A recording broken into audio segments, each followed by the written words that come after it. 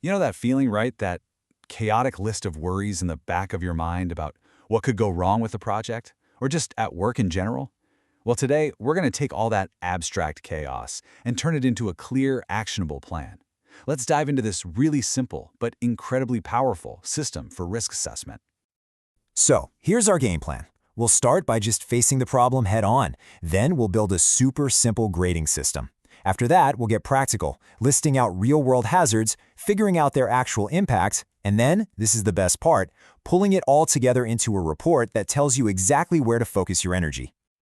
All right, first things first, we have to just admit that things can and, well, do go wrong. We're not going to stick our heads in the sand and ignore potential problems. Nope, we're going to actively hunt them down. Acknowledging risk is really the first and most important step to getting control. Oh man, I think we've all been there. It's always that one thing you thought, nah, that's unlikely, or it's not a big deal. And then, bam, it brings the whole thing to a screeching halt. This is exactly the kind of headache we're going to learn how to systematically get rid of. So how do we dodge that bullet? We get organized. Instead of just letting all these worries float around in our heads, we're actually going to score them. And don't worry, this isn't some complex math equation, it's just a simple framework for turning those vague feelings into solid, concrete data. The first part of our score is what we call severity. And it's simple. If this bad thing happens, how bad is it really? We've got a scale here that runs from, a negligible, oops kind of issue all the way up to the most serious outcomes you can imagine, like major injuries or even worse. And the second piece of this puzzle is likelihood. Basically, how probable is it that this thing will actually happen? Is it something that's pretty much guaranteed to occur? Or is it more of a 1 in a million shot? This is what helps us separate the everyday problems from those far-off fears. And here it is. This is where it all clicks into place. With this matrix, you just find the row for your severity score and the column for your likelihood score. That little box where they meet, that's your answer. It tells you if this is a high, medium, or low impact risk. Just like that, all the guesswork is gone. We've got a clear, simple rating for every single potential problem. Okay, now that we have our awesome grading system, let's actually put it to work. It's time to go from theory to reality and start listing out all the potential hazards. And this just starts with a really simple but super important brainstorm. And seriously, don't filter yourself here. The goal is just to get everything out of your head and down on paper. What could possibly go wrong? What are the things that keep you up at night? Just write it all down. We'll sort through it and prioritize it all in just a minute. And as you can see from these examples, the range of hazards can be huge, right? We've got everything from a really critical safety concern like slippery slopes in winter, all the way down to something that seems pretty minor, like a faulty fridge. At this stage, it doesn't matter. Every potential hazard gets its own line. All right, we have our system, and we have our big list of worries. Now it's time to connect the two. We're going to pick just one of those hazards and walk it through the entire process, from just being an idea to getting a final impact score. This is a perfect example because it's so easy to picture, and let's be real, the potential consequences are incredibly serious. So let's put on our risk assessor hats for a second and really analyze this specific hazard. First up, severity. If someone has a really bad fall in an icy slope, what's the worst-case scenario? Unfortunately, it could be a fatality. So we mark that down. Next, likelihood.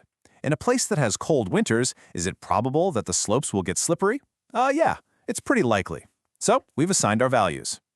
So now we take those two values, fatality and likely, and we go right back to our matrix. We find the fatality row, we trace it across to the likely column, and boom, there's our answer. This is a high-impact risk, no question. It immediately shoots to the top of our to-do list. And that's really the whole process in a nutshell. It's 3 simple steps. You identify the hazard, you grade its severity and likelihood, and then you use the matrix to find its final impact score. It's a simple, repeatable process you can use for every single item on your list. And now for the payoff. Once you've gone through and assessed every single hazard on your list, you can finally step back and see the big picture.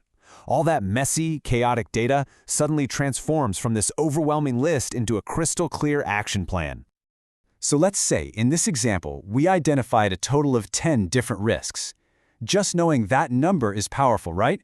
It totally defines the scope of the challenge we're facing. But we can get way more specific. But check this out. This is the most important part. We don't have to freak out about tackling all 10 things at once. This chart tells us instantly where our focus needs to be. We have 6 high-impact risks. That's it. That's our priority list. We can deal with the medium and low stuff later. This chart gives us a different angle, and it really highlights the stakes. You can see that 60%, that's a clear majority, of all the risks we identified have the potential for major injuries or even worse. This isn't just about managing some inconvenience, this is about dealing with serious safety concerns. And finally, the full report gives us this amazing, granular view. We can see exactly how many risks fall into each and every category of severity and likelihood. This is the kind of detailed data that lets you do some really smart strategic planning. So let's just recap. We started with this vague sense of anxiety, right? A total jumble of things that could go wrong. But by applying a simple framework, we've systematically identified, scored, and prioritized every single one of them.